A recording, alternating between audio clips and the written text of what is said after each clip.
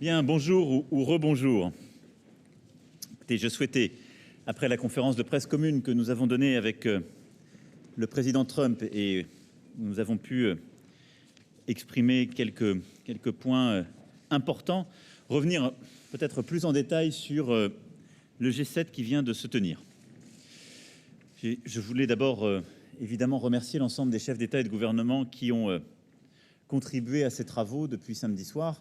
Au premier titre, tous les chefs d'État et de gouvernement membres du G7, mais aussi les chefs d'État que j'avais souhaité inviter, des 4 démocraties, si je puis dire, de bonne volonté que nous avons associées à la séquence biodiversité, pour partie Afrique et numérique, et les puissances africaines qui étaient présentes autour de la table, ainsi que les organisations internationales et régionales qui ont participé à ce G7.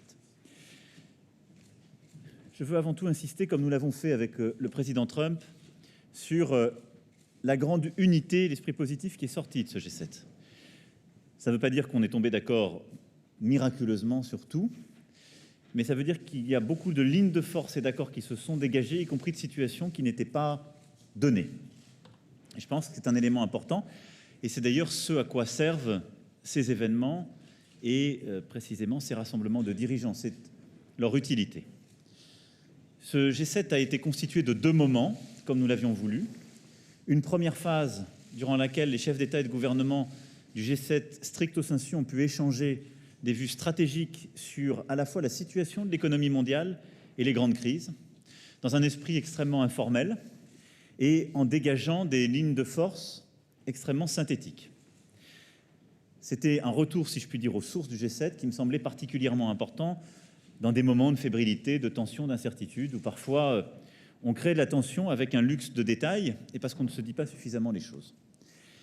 Je vais vous rendre compte de cette discussion, mais elle a permis d'aboutir à une déclaration des chefs d'État et de gouvernement du G7 qui, dans quelques instants, va vous être transmise et sera publiée, qui tient en 1 page. Et donc celle-ci, vous pourrez la lire, parce que je suis convaincu que peu d'entre vous ont jusqu'alors lu des déclarations du G7 ou du G20. Pour en avoir négocié dans une vie antérieure, elles font 12 à 20 pages et elles sont assez techniques. Ce qui veut dire qu'on a eu beaucoup de débats, y compris techniques. Il y a eu un très gros travail des Sherpas, des équipes, les ministériels, donc les rendez-vous entre les ministres ont conduit à des textes beaucoup plus nourris et techniques, et c'est leur rôle. Mais cette page-là, je l'ai écrite moi-même à chaque fois après les séquences de discussion pour donc refléter nos échanges. Elle n'était pas écrite avant. Elle a été distribuée aux dirigeants et elle a été agréée par les dirigeants. Donc c'est vraiment ce sur quoi nous sommes tombés d'accord et c'est les éléments de consensus très simples sur lesquels on a voulu exprimer une vision claire et forte d'accord. Sur ce volet, et donc cette première partie du G7, nous avons eu une discussion sur le commerce international. C'était hier matin. Et nous avons à cette occasion rappelé que le G7 est attaché à un commerce mondial ouvert et juste et à la stabilité de l'économie mondiale. On a d'ailleurs demandé à nos ministres des Finances de pouvoir travailler sur les préconisations, parce que quand on regarde l'environnement mondial, il y a plusieurs sources d'inquiétude qui peuvent apparaître, de l'instabilité, des ralentissements régionaux, en particulier d'ailleurs quand on regarde l'Europe, qui doivent nous conduire, d'une part, à interroger notre modèle économique actuel. Beaucoup, il y a encore quelques mois, écrivaient qu'on ne pouvait pas, dans un univers de taux d'intérêt si bas, avoir des développements économiques. Et aussi nous interroger sur les mécanismes de relance de la croissance que nous devons opérer. Et c'est une discussion tout particulièrement que les Européens doivent porter. Plus spécifiquement, vous le savez, il y avait des tensions sur les sujets commerciaux ou de taxation. Nous avons acté ensemble, je nous lis, de dire que le G7 veut changer en profondeur l'Organisation mondiale du commerce afin d'être plus efficace dans la protection de la propriété intellectuelle, de régler plus rapidement les différends et d'éradiquer les pratiques commerciales déloyales. Ça veut dire qu'il y a une discussion en cours, comme on le rappelait tout à l'heure, entre les États-Unis et la Chine, qui est très importante. Mais il y a aussi une volonté de tous les membres du G7 d'avoir une organisation internationale plus efficace pour lutter contre ce qui parfois nous a affaiblis ou ce qui a pu nous diviser. C'est un élément très important parce que nous actons ainsi que pour nous c'est l'essentiel de la réponse et surtout nous décidons de travailler ensemble pour le résoudre. Fini la naïveté qu'il y a parfois eu à l'égard de certains, mais fini aussi la volonté de régler le problème de manière simplement bilatérale. Il y a vraiment un travail ensemble qui s'installe. L'autre point, c'est que nous avons très clairement dit ensemble que le G7 s'engage à trouver un accord en 2020 pour simplifier les barrières réglementaires et moderniser la fiscalité internationale dans le cadre de l'OCDE. Ce point-là, je l'ai détaillé tout à l'heure dans la conférence de presse avec le président Trump. Ça fait plusieurs années que nous défendons ce sujet. Nous avons aujourd'hui une fiscalité internationale qui, si je puis dire, a des trous. C'est normal, elle a été conçue à d'autres époques. Et donc qui permet de l'optimisation fiscale devenue inacceptable par certains acteurs. Il y a quelques années, c'était ce qu'on appelait l'évasion de la base fiscale taxable. Vous avez peut-être entendu parler de ce processus dit BEPS de l'OCDE. Et donc il y avait des grands groupes qui s'arrangeaient, qui transféraient les profits entre les pays pour mettre les profits dans des pays les moins taxés ou qui n'étaient pas taxés, et qui ainsi échappaient à une taxation de pays où ils avaient leurs activités. Comment on a réglé ce problème et comment on est en train de finir de le régler? On a construit un accord à l'organisation donc qui est l'OCDE, et nous avons défini cet accord dit BEPS contre l'érosion des bases fiscales taxables, en bon français, et on a une action concertée. Eh bien, c'est la même chose qu'on veut faire sur les activités qui échappent aujourd'hui à une taxation. Nous avons décidé ensemble de le faire. Et c'est beaucoup plus efficace que la taxe française.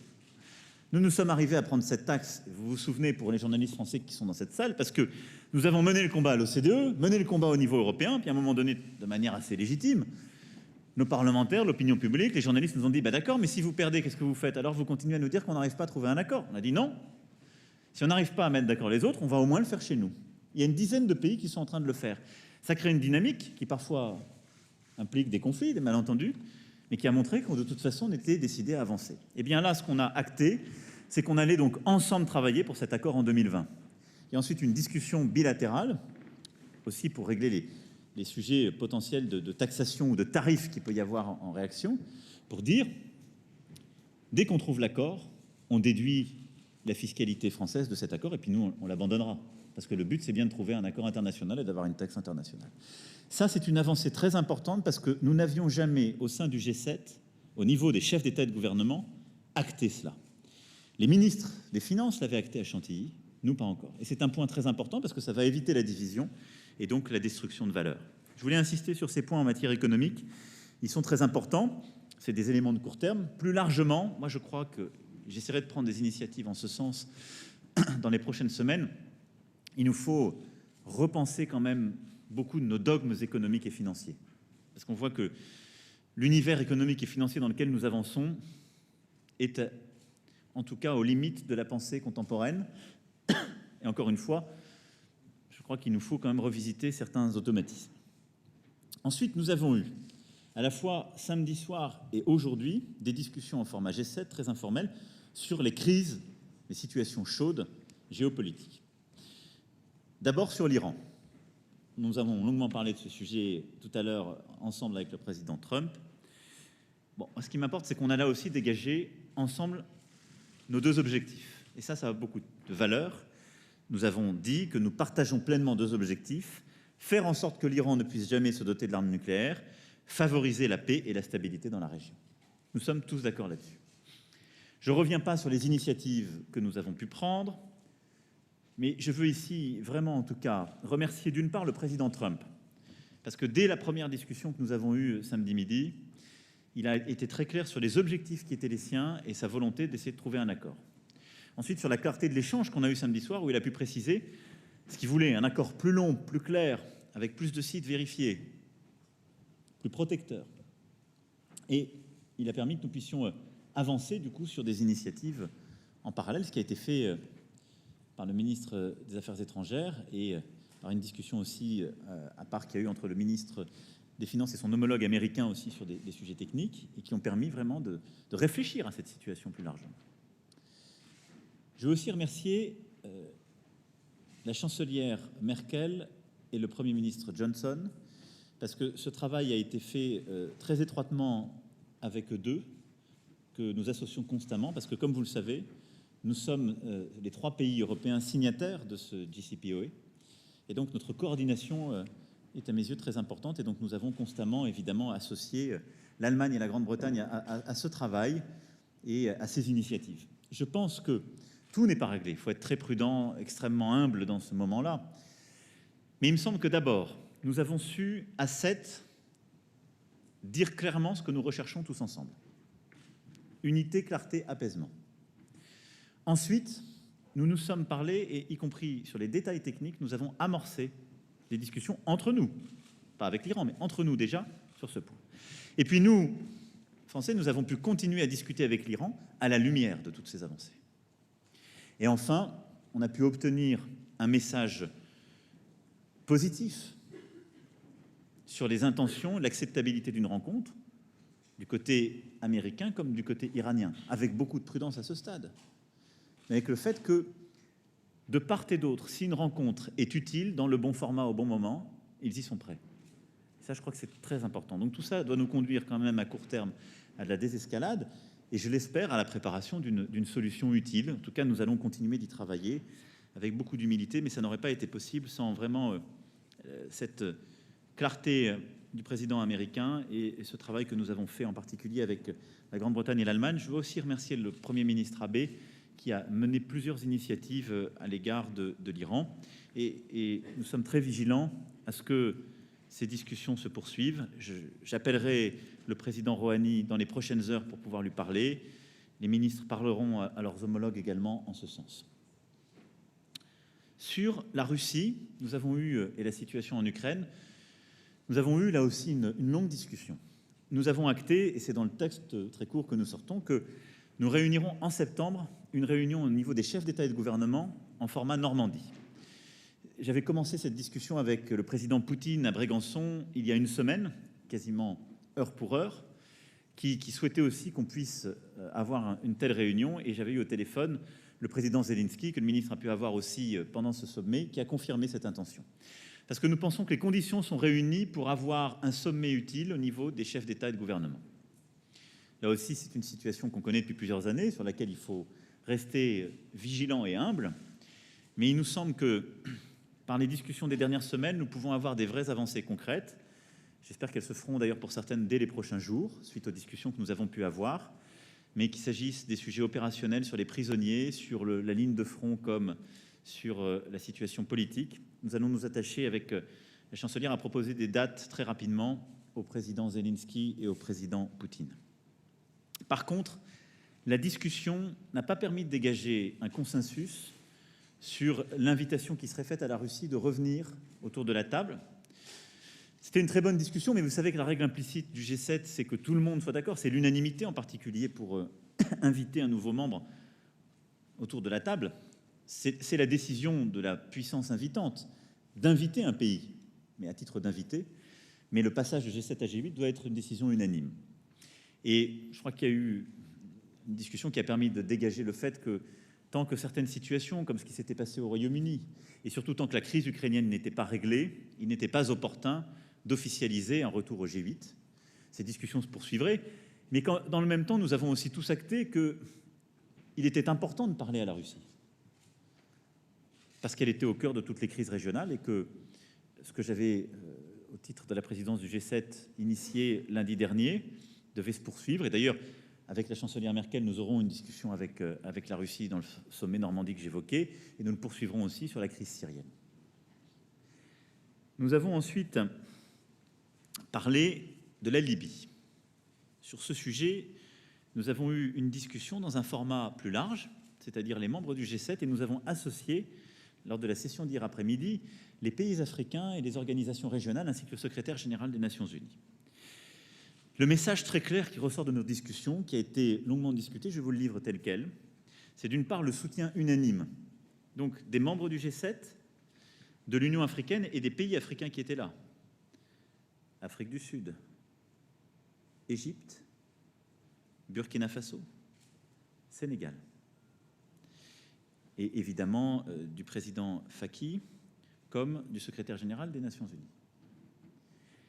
Et il est très clair également sur ce sujet que l'ensemble des puissances européennes qui étaient autour de la table ont confirmé très clairement leur accord. Le président Kagame a également été associé à cette discussion et a participé à cet accord. Donc toutes les puissances invitées ont eu à s'exprimer et c'est à l'unanimité que nous avons acté le texte. Premièrement, nous soutenons une trêve en Libye qui puisse donner lieu à un cessez-le-feu durable. Deuxièmement, nous considérons que seule une solution politique permettra d'assurer la stabilité de la Libye. Troisièmement, nous appelons de nos voeux une conférence internationale bien préparée, associant toutes les parties prenantes et tous les acteurs régionaux concernés par le conflit. Quatrièmement, nous soutenons le travail des Nations Unies et de l'Union africaine afin de mettre en place une conférence interlibyenne. Ce qui veut dire très concrètement que tous les États présents, G7, pays africains, organisations régionales, Nations Unies, avons décidé sans réserve de soutenir la trêve et un cessez-le-feu durable, mais que nous avons aussi décidé de soutenir la feuille de route présentée par le représentant spécial du secrétaire général des Nations Unies. C'est celle-ci qui propose une conférence internationale élargie, impliquant toutes les parties prenantes de la région dans ce conflit. Nous souhaitons qu'elle puisse se faire dans les meilleurs délais, et elle est maintenant à préparer. Et des réunions ont commencé à se tenir, en particulier à Paris, à Berlin, et continueront dans les prochaines semaines. Mais qu'au-delà de ça, nous souhaitons aussi que l'Union africaine puisse pleinement se réinvestir, en particulier dans la conférence interlibyenne qui est à préparer. Là aussi, le secrétaire général des Nations Unies et son représentant, M. Salamé, ont fait un très gros travail. Il est important d'associer pleinement l'Union africaine, mais c'est ce double travail avec les puissances qui agissent depuis l'extérieur, comme avec l'ensemble des parties prenantes libyennes, qui peut nous conduire à un chemin positif et à un résultat. Nous avons évidemment évoqué également la question de la Syrie. Le secrétaire général des Nations Unies a pu nous présenter ce matin en détail la situation, les avancées. J'avais évidemment eu une très longue discussion avec le président Poutine sur ce point également lundi dernier. Il en ressort un message commun très clair du G7 de préoccupation sur la situation à Idlib et le rappel d'une exigence de protection des civils et des personnels humanitaires. Et nous sommes tous attachés évidemment à cette situation humanitaire, tous profondément préoccupés, tous aussi préoccupés au-delà de ce conflit de la situation et de la protection indispensable à apporter à tous les travailleurs humanitaires, à tous les journalistes et à tous les défenseurs des droits. Car de manière croissante, dans ces zones de conflit, nous voyons ces humanitaires, ces défenseurs des droits de plus en plus menacés. La question se pose donc tout particulièrement à Idlib, où nous souhaitons réaffirmer de manière très claire un message là, de soutien à toutes les initiatives prises et aux Nations Unies. Il ne peut pas y avoir d'impunité en la matière, et quelque lutte que ce soit contre le terrorisme ou quelques groupements ne peut justifier le sacrifice de populations civiles et a fortiori d'enfants. Nous avons ensuite échangé sur la situation au nord-est. Le président Trump nous a exposé aussi les discussions en cours avec la Turquie, et nous sommes tous très attachés à ce que cette zone tampon puisse se maintenir, qui protège évidemment une partie de la population syrienne, en particulier les combattants rebelles, et qui est un élément de la stabilité. Et puis nous avons également apporté tout notre soutien au processus politique enclenché par le secrétaire général des Nations Unies. Celui-ci avait donné lieu à un soutien fort et important, vous vous en rappelez, l'année dernière, lors du sommet d'Istanbul, où l'Allemagne, la France, la Turquie, la Russie s'étaient réunis pour rapprocher deux processus, celui dit du Small Group et d'Astana, pour veiller à ce que nous puissions tous ensemble soutenir ce processus onusien. Nous avançons sur ce point. Nous sommes presque au moment d'obtenir un accord de tous sur la constitution du comité constitutionnel porté par les Nations Unies. Et je veux saluer sur ce point le travail du secrétaire général des Nations Unies qui a résisté à toutes les pressions, est en train de finaliser celui-ci. Il y a eu un message confiant sur ce point. C'est un élément essentiel parce que la stabilité durable de la Syrie ne pourra être trouvée, et là-dessus nous sommes tous d'accord aussi, que si nous savons assurer une Syrie pacifiée et plus inclusive, c'est-à-dire avec un comité constitutionnel qui peut travailler, avec des réformes qui permettront d'être proposées ensuite au vote des Syriens, et avec des Syriens qui, vivant en Syrie ou en dehors de Syrie, pourront être pleinement associés au vote et décider de leur destin. le retour des réfugiés ne pourra être quant à lui réglé que quand la sécurité de ces derniers dans leur pays d'origine pourra être assurée. Et les échanges que j'ai pu avoir encore ces dernières semaines avec le HCR me l'ont confirmé. Sur la Corée du Nord, nous avons eu également une discussion cet après-midi en format G7 et nous souhaitons rappeler l'attachement du G7 à une solution qui permette par la négociation la dénucléarisation complète, vérifiable et irréversible de la péninsule. Nous avons aussi évidemment souhaité rappeler, et le Premier ministre Abe a justement appelé notre attention aussi sur l'importance de ce sujet, le plein respect des droits de l'homme et en particulier que le sujet des personnes enlevées soit traité et réglé. C'est un sujet important pour le Japon tout particulièrement, mais pour nous tous. Là-dessus aussi, le président Trump a pu exposer les initiatives prises ces derniers mois et l'avancée des discussions avec le président de Corée du Nord. Enfin, nous avons échangé sur Hong Kong. Sur ce point, nous avons acté aussi d'un message très clair. Le G7 réaffirme l'existence et l'importance de la déclaration sino-britannique de 1984 sur Hong Kong et appelle à éviter les violences.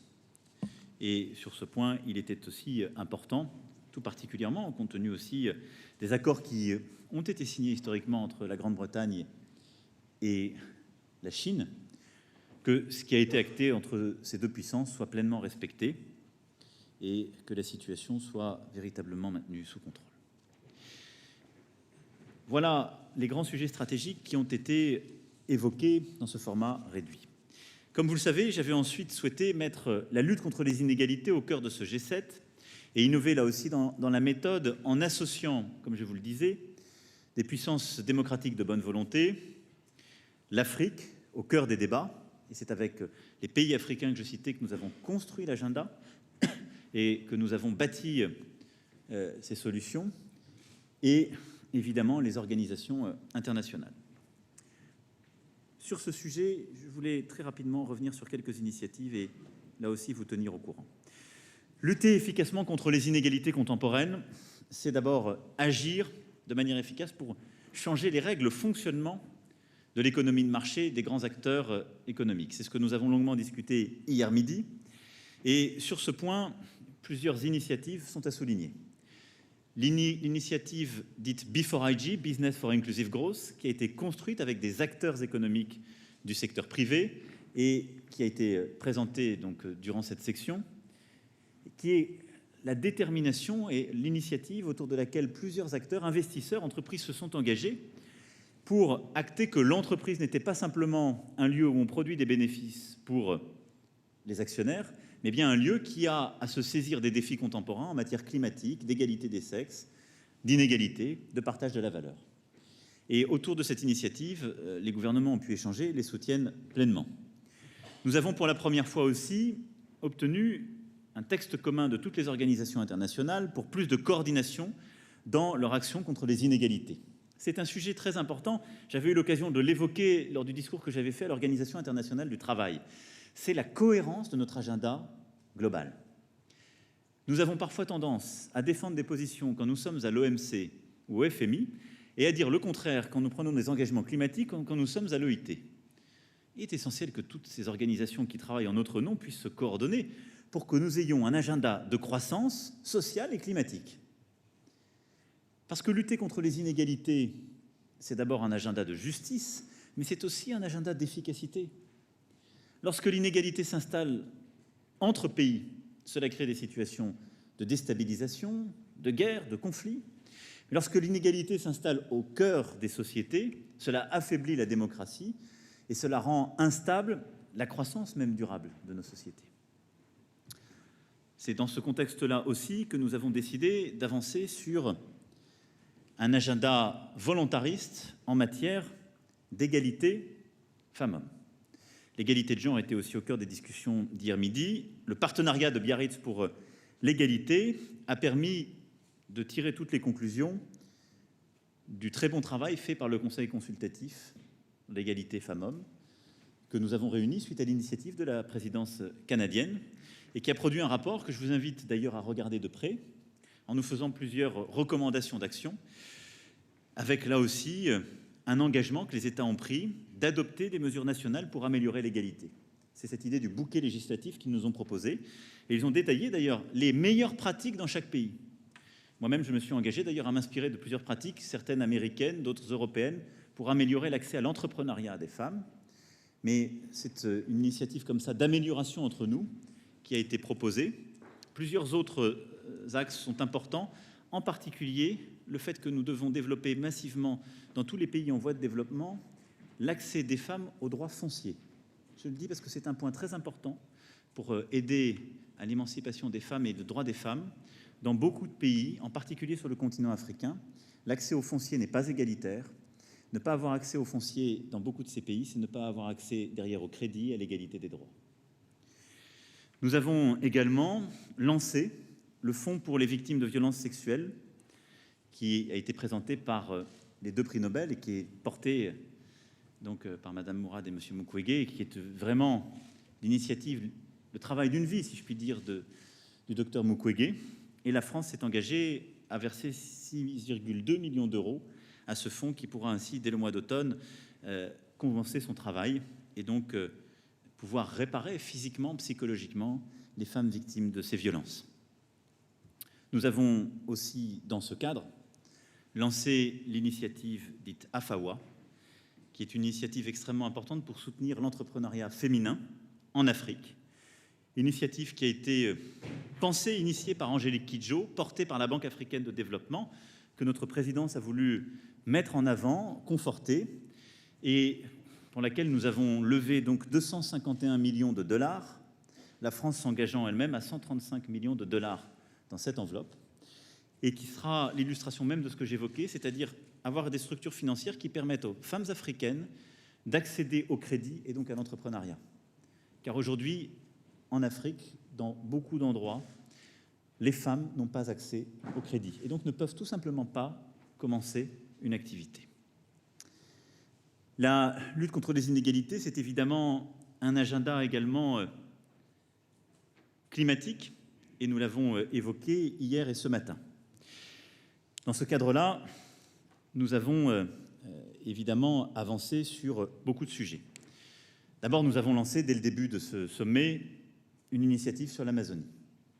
Nous avons eu une très longue discussion dès samedi soir et nous avons ce matin présenté avec le président Piñera l'initiative que nous lancions ensemble et la mobilisation. Je n'y reviendrai donc pas ici, je répondrai à vos questions si vous en avez, mais nous avons eu une conférence de presse ad hoc sur ce sujet. Mais nous avons aussi, pour lutter contre ces inégalités climatiques et donc traiter de ce sujet du climat et de la biodiversité, pris plusieurs initiatives extrêmement concrètes. Et c'est dans cet esprit que nous avons voulu avancer. D'abord, en mobilisant pour le sommet organisé par le secrétaire général des Nations Unies au mois de septembre. Là-dessus, nous nous sommes nous-mêmes beaucoup mobilisés pour aider à avoir des engagements financiers pour le Fonds vert, essentiel pour la stratégie financière de transition. Comme vous le savez, la France, avec la Jamaïque, a été mandatée par le secrétaire général des Nations Unies pour aider au financement et en particulier à l'aide que les pays développés doivent apporter aux pays en développement sur ce sujet. 3 pays ont annoncé leur doublement de contribution au Fonds vert, la France, l'Allemagne, le Royaume-Uni. Ce G7 permet de mobiliser en tout près de 5 milliards de dollars en vue de sa reconstitution. Et c'est un point extrêmement, là aussi, important et qui était attendu par le secrétaire général, donc c'est 4,8 milliards d'euros. Sur le climat, nous avons également parlé de la biodiversité. Et nous avons adopté, au niveau des chefs d'État et de gouvernement présents, en format élargi, c'est-à-dire ceux du G7, plus tous ceux qui étaient associés au G7. Et donc, je parle là aussi de pays aussi importants pour la biodiversité que l'Afrique du Sud, le Rwanda ou l'Inde, pour n'en citer que quelques-uns. Nous avons formellement adopté la charte pour la biodiversité. C'est là véritablement une première. Vous vous souvenez sans doute, il y a quelques mois, que pour la première fois, des experts internationaux avaient adopté un rapport sur la biodiversité. Ce groupe qu'on appelle celui de l'IPBES, qui est l'équivalent pour la biodiversité du GIEC pour le climat. Ça avait donné lieu ensuite à une déclaration commune, un travail des ministres de l'Environnement. Eh bien, au niveau des chefs d'État et de gouvernement, pour la première fois à ce niveau de solennité, cette charte est adoptée. Elle doit maintenant, si je puis dire, rentrer dans les travaux pratiques, et c'est ce que nous avons décidé ensemble. C'est un premier engagement historique et très important. Il nous faudra maintenant travailler sur des dates, des cibles et engager tout le monde de manière concrète sur cet agenda. Nos rendez-vous sur ce point seront le Congrès pour la nature à Marseille en juin 2020 et la COP biodiversité que présidera la Chine dans le deuxième semestre de l'année 2020 aussi. Mais ce sont des éléments très importants sur ce point. Enfin, nous avons avancé sur, au-delà du sujet amazonien que j'ai déjà évoqué, sur beaucoup de sujets très concrets et des coalitions concrètes d'acteurs.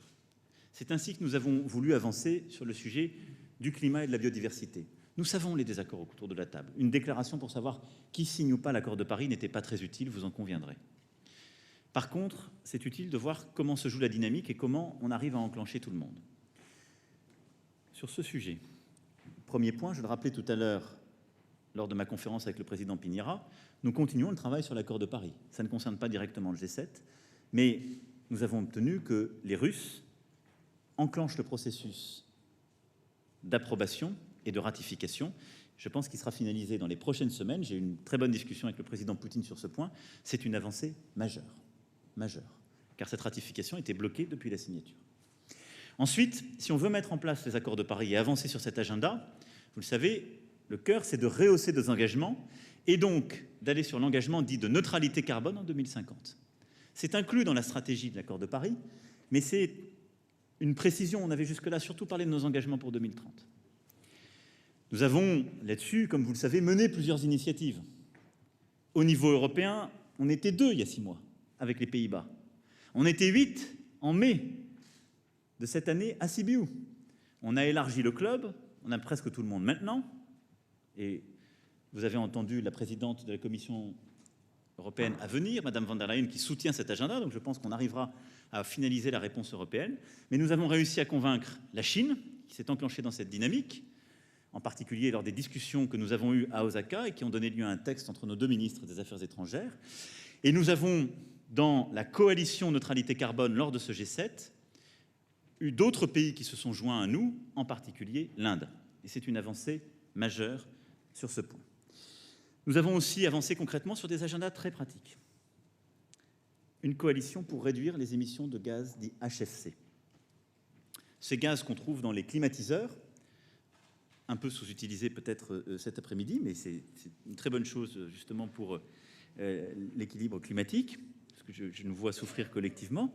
Mais ces gaz, donc dits HFC, sont extraordinairement nocifs et avec des impacts en matière de réchauffement climatique bien pires que le CO2. Là-dessus, il fallait engager d'une part les acteurs industriels, mais aussi des pays très concernés comme l'Inde.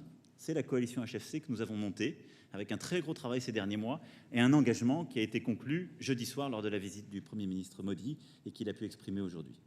De la même manière, un accord inédit a été trouvé en matière de transport maritime. Vous savez, c'est aussi un secteur qui émet beaucoup. Et là-dessus, nous avons engagé avec tous les acteurs de ce secteur une vraie dynamique positive. Et je veux remercier tout particulièrement les armateurs français et le cluster maritime français qui a été leader sur ce point. Et on a ensuite convaincu de manière très large et qui a pris un engagement très clair avec plusieurs points qui ont été rappelés d'ailleurs il y a plusieurs jours par M. Picard et M. Saadé à Paris. L'engagement de ne pas utiliser la route du Nord, ce qui est très important, parce que la route du Nord, elle sera et serait ouverte par le réchauffement climatique et la fonte des glaces. Si les transporteurs s'engagent à ne pas utiliser cette route, ils disent clairement on ne fera pas de business sur les conséquences nocives du réchauffement climatique. Mais surtout, c'est un engagement mondial, un ralentissement de la vitesse, ce qui est une des mesures les plus efficaces pour pouvoir réduire les émissions. Et enfin, c'est aussi un engagement à innover et accroître les financements et pratiques innovantes qui sont bonnes pour cette transition. Et puis pour n'en citer qu'une et finir là-dessus, il y a aussi une coalition très importante en matière justement d'émissions sur le textile. Pour la première fois, plusieurs dizaines d'acteurs du secteur textile se sont engagés à réduire les émissions et les déchets de leur secteur.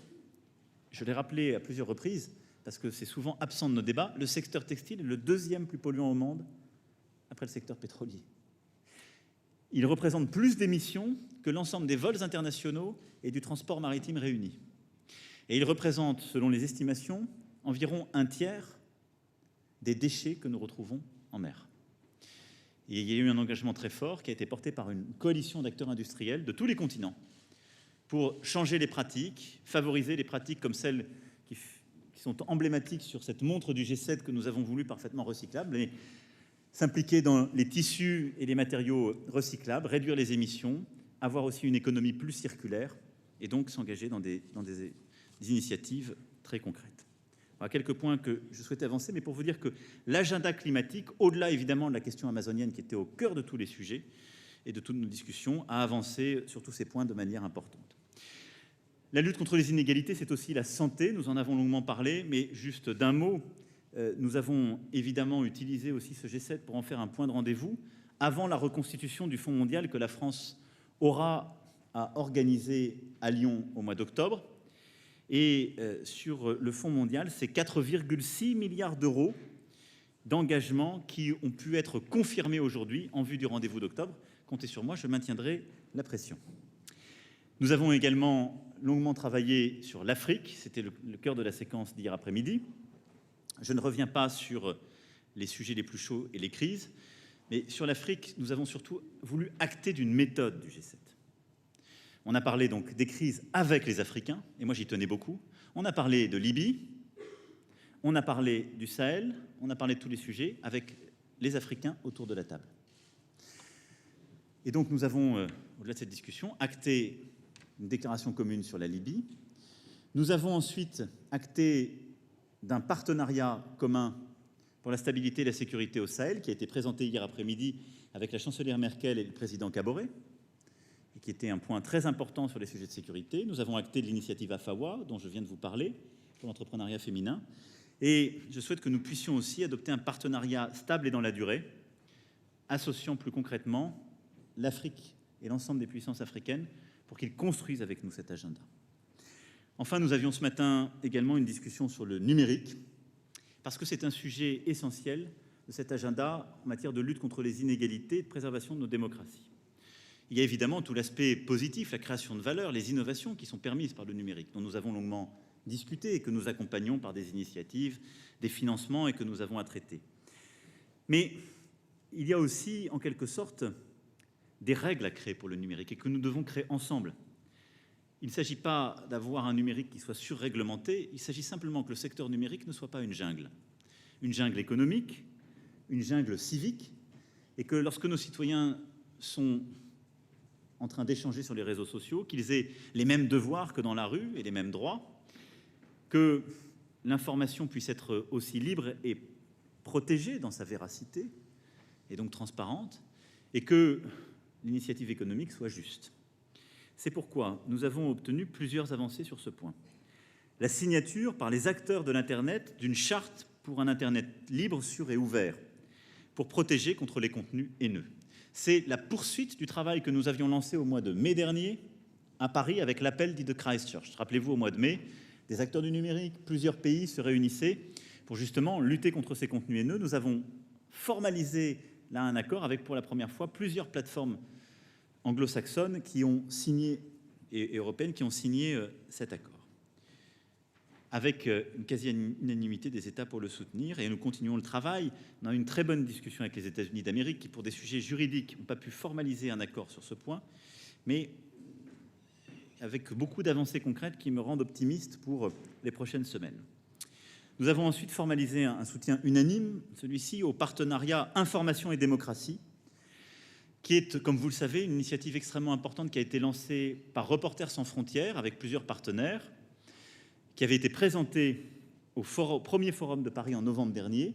Il y a eu un très gros travail qui a été fait avec les acteurs économiques et les puissances qui étaient là. Il a été endossé et il y aura une signature formelle en marge de l'Assemblée générale des Nations unies au mois de septembre.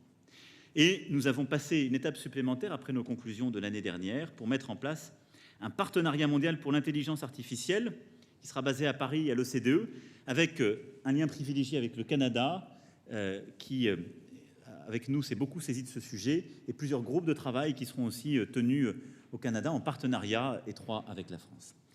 Voilà l'essentiel des sujets que je souhaitais rapporter au titre de la présidence de ce G7 de la manière la plus la plus transparente et précise qui soit. Et donc, pardon d'avoir été peut-être un peu exhaustif, mais je pense que c'était ce que j'avais promis à mes collègues, et c'était la condition aussi pour avoir un document A7 le plus complet, et le plus clair, et le plus synthétique. C'est celui qui est en train d'être diffusé. Je voulais, en concluant, évidemment remercier l'ensemble des parties prenantes, et donc tous les chefs d'État et de gouvernement qui ont été ici présents. Remercier aussi tout particulièrement, d'une part, le Premier ministre Trudeau, qui a assuré la présidence de ce G7 avant la France et avait permis beaucoup d'initiatives et d'avancées, et remercier le président Trump, qui aura assuré la présidence l'année prochaine. Il a annoncé il y a quelques instants qu'il le ferait à Miami, et qui a aussi permis d'avancer sur beaucoup de sujets avec beaucoup de volontarisme et des discussions extraordinairement productives que nous avons pu avoir tous les deux et autour de la table à 7 ou plus. Je veux aussi ici remercier le secrétariat général de la présidence française qui a fait un énorme travail, le Sherpa, l'ensemble des équipes diplomatiques français qui ont vraiment beaucoup œuvré, les ministres et leurs équipes, parce que tout ça est un travail de l'ombre que vous n'avez pas forcément vu, mais qui a pris des mois et beaucoup de nuits parmi ces mois à tout le monde, et en particulier toutes les équipes qui ont permis d'organiser tout cela, de créer ces lieux qui ont été appréciés par tous nos collègues, et d'organiser que tout se passe bien pour vous, pour l'ensemble des chefs d'État et de gouvernement. Et donc merci vraiment au secrétariat général, à la task force, aux ministres, aux Sherpas et à l'équipe de Sherpa pour le travail formidable qui a été fait et l'efficacité dans laquelle tout cela s'est conduit. Je veux aussi avoir un mot de remerciement pour la ville de Biarritz, ses habitants comme ses vacanciers, parce que nous avons évidemment bousculé le rythme habituel d'une fin de saison. J'irai dans quelques instants en mairie pour m'exprimer devant eux, à la fois les remercier et puis leur dire ce que nous ferons pour accompagner la ville et les commerçants. Mais c'était important. Et puis je veux vous dire juste 2 mots pour conclure. D'abord, il y aura un suivi de ce que je viens de vous dire. J'y tiens beaucoup, comme nous le faisons pour le One Planet Summit et tout ce sur quoi je m'engage. Et donc, nous allons préciser cela dans les prochains jours, mais nous allons mettre en place un suivi indépendant de tous les engagements pris. Et donc, en impliquant des ONG, des acteurs du secteur privé, on va mettre en place un processus, là aussi, que je veux inédit, d'accountability, comme on dit en bon français, donc de responsabilité et de rendez-vous de résultats, parce qu'il y a des annonces qui sont faites, c'est très bien, mais il faut que tout soit au rendez-vous et que ça arrive dans la vraie vie des vrais gens, et que tout le monde le fasse vraiment. Nous aussi les premiers, et donc je m'engage à suivre ce processus de suivi indépendant. Enfin, je voulais dire qu'on a essayé lors de ce sommet de faire aussi, de manière très concrète, ce qu'on a dit. Et donc, je pense que ce sommet de Biarritz 2019 restera comme l'un des moins chers de l'histoire, si ce n'est le moins cher. En tout cas, il est 10 fois moins cher, si ce n'est plus, que le sommet précédent. Je regardais par rapport aux chiffres du dernier G7 que la France avait eu à organiser à Deauville en 2011. Nous avions 40 millions d'euros votés, 31 millions dépensés. Nous avions cette fois-ci 36,4 millions votés et 21 millions d'euros ont été dépensés. Et donc c'est un sommet économe par rapport à tous les standards, économe par rapport à nos propres pratiques, parce que nous l'avons voulu aussi pleinement responsable, et c'est tout le travail qui a été fait par le secrétariat général, l'ensemble des partenaires, des mécènes que je remercie, ce qui a permis une labellisation, ce qui est une première. C'est un sommet qui a été labellisé en matière d'égalité femmes-hommes et labellisé en matière d'éco-responsabilité. Et pour toutes les empreintes carbone qui étaient malheureusement inévitables, les avions qui arrivent, les voitures qui bougent, etc., il y a un plan qui a été mis en place sur 30 ans pour compenser cet impact avec le financement d'initiatives avec les communes voisines de manière très concrète, très suivie et labellisée par AFNOR. Je voulais le dire de manière très empirique à l'issue d'un compte-rendu très exhaustif, parce que nous aussi on essaie de changer, et je pense que pour nos concitoyens, ces sommets, j'espère qu'ils le mesurent, ils doivent comprendre que ce sont des sommets utiles parce qu'ils permettent d'avancer sur des choses. On essaie de les rendre le plus utiles possible. Il y a des initiatives concrètes, mais ils sont d'autant plus utiles lorsqu'on agit, comme on dit. Et c'est, je crois, ce qu'on a tous essayé de faire lors de ce sommet. Je vais maintenant répondre à vos questions. Bonsoir, Monsieur le Président. Ça marche ? 1, 2 ? Oui. Bonsoir, Monsieur le Président. Rim Momtaz de Politeco. Monsieur Trump a eu des commentaires ultra positifs à votre égard, personnellement, mais aussi à l'égard de votre G7. Est-ce que vous avez trouvé la sauce magique avec Trump?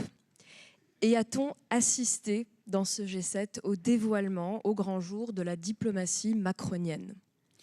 Alors, sur la deuxième question, il ne m'appartient pas à moi d'y répondre. J'ai essayé de mettre en œuvre, au nom de la France, ce en quoi je crois et ce qui est, je crois, très profondément notre identité. Je l'ai dit à plusieurs reprises. Nous croyons au multilatéralisme fort. C'est ce qu'on a essayé de mettre en œuvre depuis 2 ans, et c'est, je crois, une partie de ce qui... Qu'est-ce que ça veut dire? Ça veut dire que quand il y a des puissances importantes autour de la table qui disent ce multilatéralisme n'est pas efficace, il faut les écouter. Mais il faut aussi les convaincre de rester dans un cadre multilatéral en disant, même si vous êtes très fort, le cadre bilatéral est peut-être pas le meilleur. Et le faire en essayant de convaincre, mais du coup en endossant aussi un travail de refonte beaucoup plus ambitieux qu'on ne l'a jamais eu, beaucoup plus volontariste du cadre multilatéral. C'est ce qu'on s'est engagé à faire sur l'OMC ou le CDE, par exemple. Ensuite, je l'ai dit à plusieurs reprises, je crois que le travail de la France, c'est d'être une puissance médiatrice. C'est-à-dire que, je crois que je l'avais dit à la conférence des ambassadeurs l'année dernière, de mémoire, en essayant de théoriser ce rôle. Nous sommes une puissance économique, industrielle, militaire, géopolitique, mais le rôle particulier qui est le nôtre, c'est de parler à tout le monde.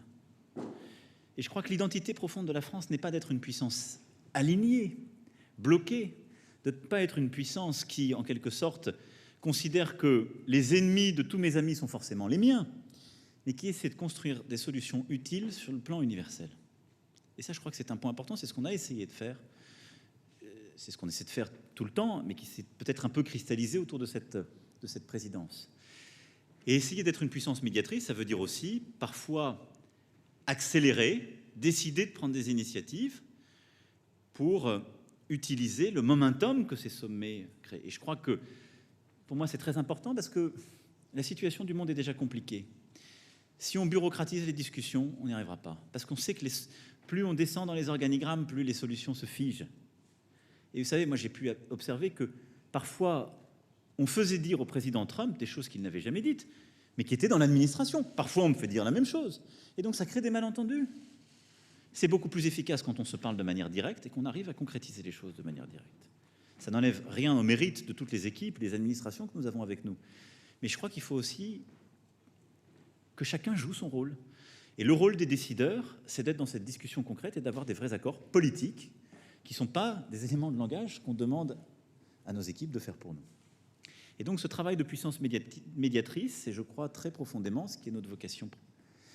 Et après, ce que nous avons essayé de porter, s'il y a quelque chose que j'essaie de faire au nom des Français, c'est au fond de dire que notre rôle, c'est évidemment de défendre la France, mais c'est de défendre les valeurs universelles qui nous ont faites. Et c'est ce que je disais l'autre jour en disant que la finalité de notre diplomatie, ça doit être aussi d'aider à la renaissance de ce que j'appelle cet esprit européen, qui est à la fois un esprit de résistance à la fatalité que porte profondément la France, qu'elle a toujours insufflé, et une volonté de bâtir des solutions pour nous-mêmes et des solutions universelles. Il faut ensuite avoir beaucoup d'humilité, parce que tout ça est fragile, parce que les tensions sont grandes, mais notre rôle est au moins d'essayer.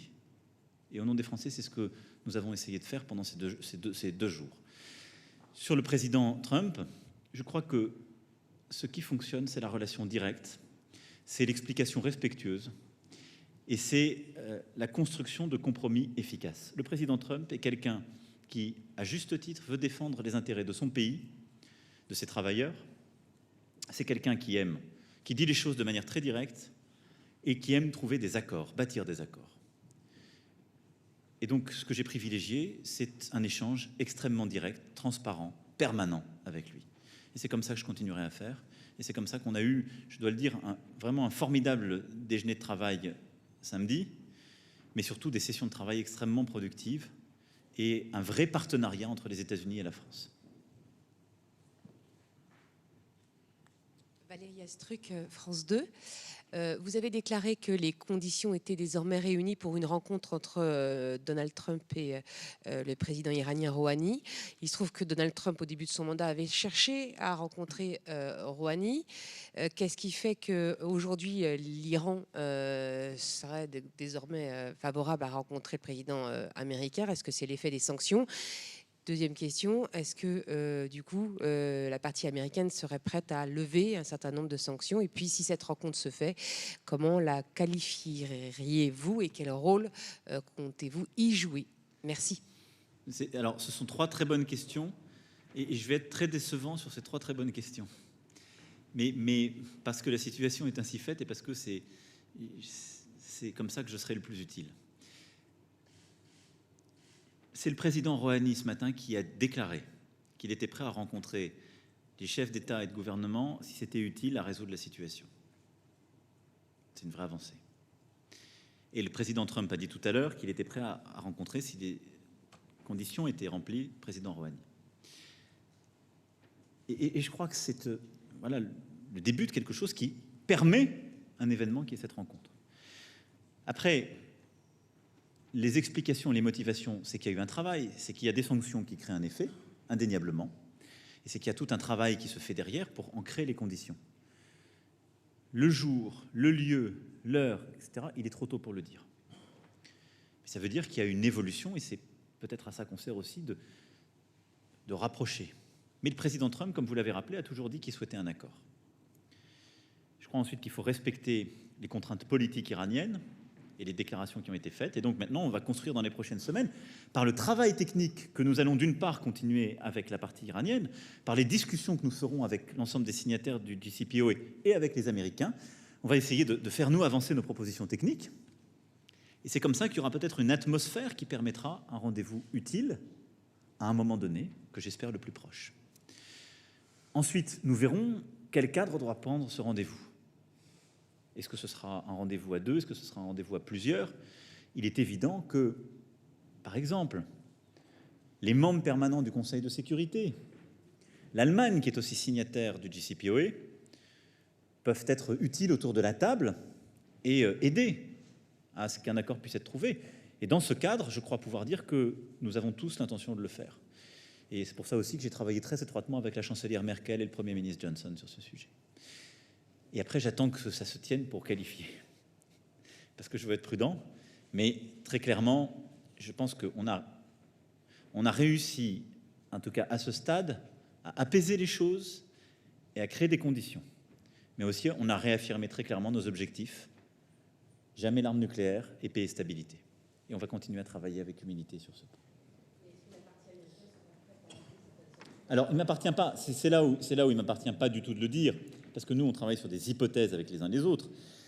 Mais ça, c'est qu'à un moment donné, il devrait y avoir des échanges techniques entre les deux parties pour voir ce qu'on appelle les conditions utiles. Et il est évident, comme je le disais tout à l'heure, les termes de l'équation, c'est des engagements en termes de sécurité d'un côté, et ce sont des engagements en termes financiers de l'autre. C'est ça les paramètres. Donc, à un moment, au moment où les conditions sont remplies, c'est dans ce sens-là que ça ira.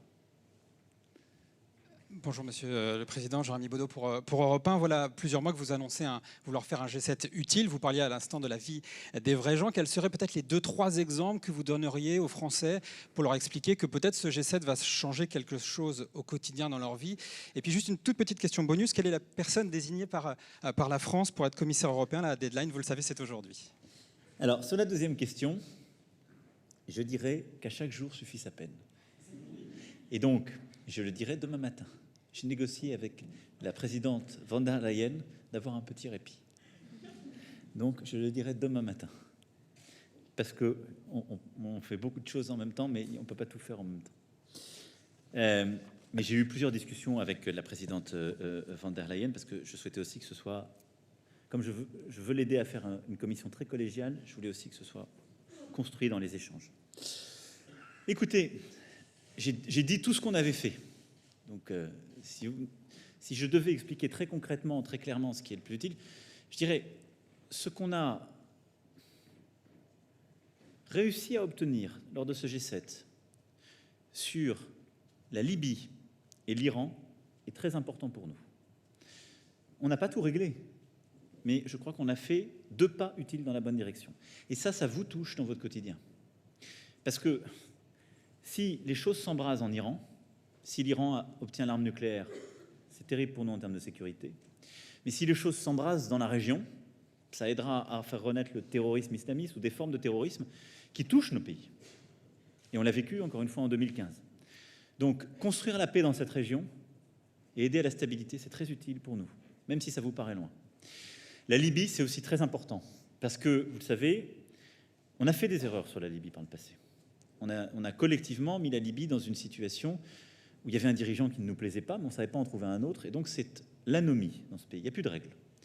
Ça déstabilise en fait toute cette région en Afrique, toute la région du Sahel. Ça nourrit beaucoup de trafic, et au fond, aussi longtemps qu'on n'aura pas réglé la situation en Libye, on ne pourra pas régler correctement la situation au Sahel, on ne pourra pas stopper les pires réseaux de migration, et donc on sera toujours confronté à ces situations inacceptables sur le plan humanitaire. C'est-à-dire les camps de migrants en Libye qui parfois sont bombardés, comme nous l'avons condamné avec le HCR il y a quelques mois, et en obtenant d'ailleurs la fermeture de certains. Et puis les migrants ensuite qui doivent fuir la mer dans des conditions terribles et que nous récupérons en Europe, mais qui ont avant cela vécu une situation terrible. Et donc régler la situation en Libye, et je crois que nous avons vraiment eu un travail utile, c'est bon. Troisième chose, pour la première fois, on s'est mis d'accord sur les sujets commerciaux et de taxes. Ça a un impact sur vous. Quand le monde se dérègle, que l'économie mondiale se dérègle, ça crée du chômage. Vous savez, les tensions qu'il y a et le ralentissement qu'il y a en Chine en ce moment, ça crée un ralentissement de beaucoup d'entreprises allemandes qui exportaient en Chine. Ça crée donc des tensions en Allemagne et un ralentissement de l'économie allemande. Nous sommes ensemble dans la zone euro. Quand l'économie allemande ralentit, c'est pas bon pour l'économie française. Et donc, si on veut recréer de l'emploi plus vite, si on veut développer l'activité économique, on a besoin d'une économie européenne plus forte et donc de stabiliser les choses avec la Chine. Tout ça paraît très loin. Quand c'est vrai, on le parle, vous avez raison de me solliciter à cet égard, mais c'est des choses très concrètes. Nous, on fait des réformes pour créer plus d'emplois en France. Mais si à côté de ça, le moteur se met à tousser parce qu'il y a des effets indirects des crises très loin, ça ne nous aide pas. Donc là, on a pris un pas dans cette bonne direction. De même sur la taxation. Il ne faut pas que les choses s'embrasent. Et puis après, moi, je considère que ce qu'on a fait sur le climat, les coalitions très utiles que j'ai évoquées, c'est très concret pour nos concitoyens. Ils peuvent d'ailleurs y participer eux-mêmes, en achetant les bons textiles, parce qu'on va essayer d'aller... Nous, notre engagement avec la coalition, c'est qu'on va changer l'étiquetage, qu'on va justement valoriser ces bonnes pratiques. On s'alimente différemment, on s'habille différemment, on favorise les coalitions. Tout le monde est acteur. Et ça, c'est très concret pour les gens. On veut tous lutter contre le réchauffement climatique et pour la biodiversité. Il faut que les États s'engagent, il faut que les entreprises s'engagent, mais il faut aussi que le citoyen consommateur s'engage. Et là, on a créé le cadre pour cela. Voilà quelques exemples très concrets de choses importantes, utiles. Mr. President, Ranveer Nair from Media India. I hope you don't mind my question in English. Sure. You mentioned about various things that G7 stands for, democracy, information, etc.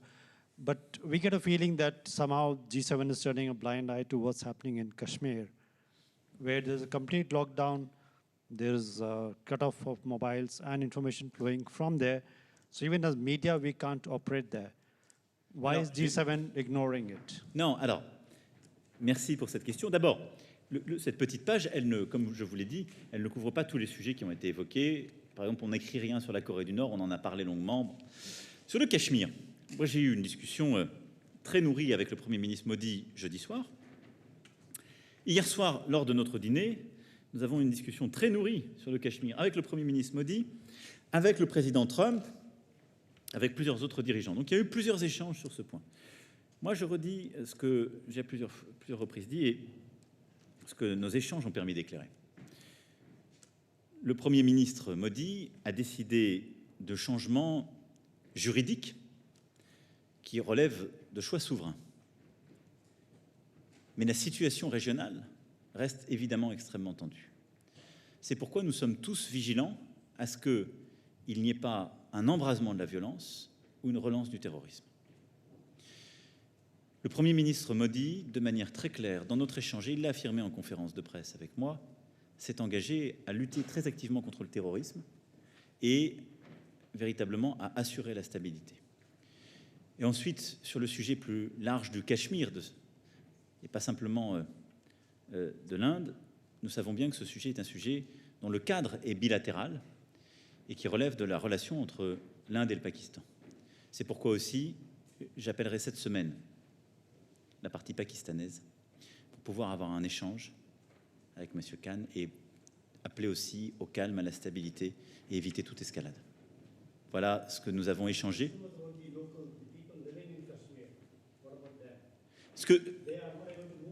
Alors, c'est ce que j'ai dit. Donc, quand je parle d'objectif de stabilité, c'est évidemment qu'on puisse au plus vite normaliser la situation.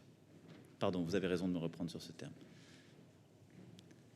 On prend encore quelques questions ? Cédric.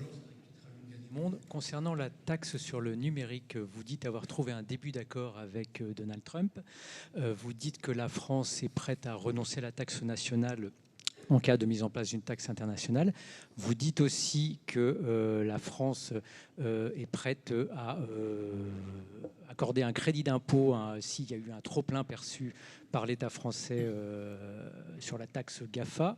On ne voit pas très bien quelles sont les concessions américaines dans ce début d'accord. Et donc, est-ce que la France est la seule à faire des avancées et des pas en avant ? Non, pas du tout. Et merci de me faire préciser cela. Au contraire, jusqu'à présent, il y avait plusieurs pays, y compris autour de la table du G7, qui n'étaient pas favorables à avancer sur cette taxe internationale. Parce que certains de leurs acteurs ne payaient pas du tout de taxes. Donc, c'est une vraie avancée américaine d'aller vers nous sur le sujet de la taxation internationale. Et je pense que c'était vraiment un point qui avait été discuté par les ministres de l'économie et des finances et que nous avons discuté. Et d'ailleurs, c'est ce que reflète notre déclaration commune. Cette page au niveau des leaders, nous le disons très clairement. Et donc après, c'est un sujet extrêmement technique parce que c'est comment taxer des activités numériques sur des bases internationales avec 2 piliers. On pourra revenir dans le détail de tout cela. Mais donc, de manière très claire, le mouvement que nous faisons l'un vers l'autre, c'est de dire... Une partie disait, on veut rien entendre parler de rien au niveau international, dit ok, on va travailler et on a envie d'avancer. Et l'autre partie disait si ça n'avance pas au niveau international, on le fait chez nous. Et nous on dit si c'est ça, on arrête. Pour être très clair, l'engagement que prend la France, c'est quoi? C'est de dire dès qu'on a la taxe internationale, on arrête avec la nôtre. C'est 10 fois plus efficace d'avoir une taxe internationale. C'est ce qu'on voulait depuis le début. Et c'est beaucoup mieux. Donc évidemment, on l'arrête dès qu'on l'a. Et la deuxième chose, c'est de se dire commençons plus vite les débats. Et permettons, ce n'est pas un crédit d'impôt, qu'il n'y ait pas de, si je puis dire, une taxe sur l'autre. Et donc, la taxe perçue pendant le délai de négociation, si on arrive à un accord, soit déductible de la taxe internationale. Pour pas que ceux qui auraient payé la taxe française et la taxe internationale soient doublement taxés cette fois-ci. Pardon, c'est un peu technique, mais c'est pour être très précis. Donc, pas de double taxation. Donc, c'est pourquoi on s'est engagé à ce que la taxe française soit déductible de la taxe internationale le jour où elle existe. Et puis, derrière, évidemment, engagement qu'on arrête la taxe française le jour où on a la taxe internationale. Maintenant, la clé, elle est dans le travail technique entre nos ministres, dans le cadre de l'OCDE, pour qu'on finalise vite cet accord. On crée un momentum pour que cet accord existe. Et je pense que c'est très important. Je vais prendre encore une question, la dernière, parce que Bonjour. Je crois que je suis en train d'être très... Bastien Auger, LCI TF1. On a le sentiment que les inégalités, qui était le thème de ce G7, ou le climat, sont passés complètement au second plan par rapport aux grandes crises et au commerce. Est-ce que sur ces sujets-là, les choses ont avancé aussi loin que vous le souhaitiez? Et est-ce que le fait que ça ne semble pas être des priorités pour le président américain était un obstacle? Merci. Alors d'abord, il n'appartient qu'à vous d'en parler davantage. Parce que moi, j'ai veillé à ce que le temps des dirigeants soit le même. Et donc, on a eu un dîner sur les crises, une matinée sur le commerce. Vous me faites des gros yeux, mais vous inquiétez pas, j'ai fini. Vous avez raison. Et ensuite, on a eu un déjeuner sur la biodiversité, une après-midi de travail sur l'Afrique, une matinée sur le climat, la biodiversité, et ensuite la dernière session sur le numérique. Donc, quand je regarde les choses, l'agenda inégalité n'est pas marginalisé. Et il y a énormément d'actions qui ont été prises sur cet agenda. Donc, je vous trouve un peu injuste. L'actualité récente a mis beaucoup l'accent sur la crise iranienne ou le commerce, et qui étaient très importantes, en particulier dans le cadre franco-américain. Mais regardez ce qu'on a fait sur l'Amazonie, ce qu'on a lancé. Malheureusement, si je puis dire, l'actualité nous a placés dans cette situation. Mais nous avons saisi le sujet dès le début, et on a réussi en 2 jours à acter d'une vraie décision, avec d'ailleurs des engagements financiers d'ores et déjà actés. Bon. Donc, et ça, c'est le climat et la biodiversité. Donc il y a eu une réactivité du G7 sur ce sujet très clair. Il y a ces vraies coalitions d'acteurs, il y a la charte biodiversité, il y a la coalition neutralité carbone. C'est des vrais sujets climat, c'est pas du tout marginalisé. Après, parfois, si je puis dire, il faut qu'on fasse attention collectivement à là où on met l'accent tonique, parce que parfois on le met là où on avait créé des désaccords importants. Et donc c'est vrai, comme avant ce sommet, on disait ça va être terrible sur le commerce et la taxe digitale, ça va être terrible sur l'Iran. On a intelligemment essayé de trouver une solution utile et avancée. Donc on a beaucoup parlé de ça, mais ça n'enlève rien à l'importance de tous les autres sujets. D'une part, je considère qu'on a fait beaucoup de choses utiles, beaucoup de choses importantes, qu'on a initié cette stratégie de mobiliser l'Afrique et des puissances de bonne volonté et des ONG. Et puis, j'ai une réponse, si je puis dire, encore plus simple. Je viens de m'engager au suivi et à la responsabilité. Donc vous aurez la pleine réponse à votre question à travers le temps. Moi, je suis prêt à en reparler avec vous de manière régulière pour vous expliquer où on en est de ce que je vous ai dit aujourd'hui, et puis aussi pour que les organisations qu'on va mandater pour faire le suivi transparent puissent vous le dire. Mais vous avez raison, il ne faut pas que l'excitation légitime qu'on a sur un sujet à un moment, l'importance qui lui est donnée, nous fasse oublier des sujets qui sont parfois plus compliqués de très long terme, qui sont à mes yeux au moins aussi importants. Parce que tout se tient. Je le disais tout à l'heure, quand il y a de l'inégalité, de l'effondrement climatique dans une région, c'est là où naît un conflit. Je préfère régler le problème que passer beaucoup de temps à essayer de trouver la solution. Régler le problème en amont. C'est ça aussi l'agenda des inégalités. Voilà, mesdames et messieurs, je vais devoir y aller parce que je suis très en retard. On aura d'autres occasions de poursuivre. Je vous remercie pour votre attention et merci pour votre présence pendant ces quelques jours. Je sais que ce sont parfois des conditions compliquées. On a tout fait pour vous les rendre les plus simples possibles pour que vous puissiez travailler dans de bonnes conditions. Et donc, merci pour votre travail. Merci beaucoup.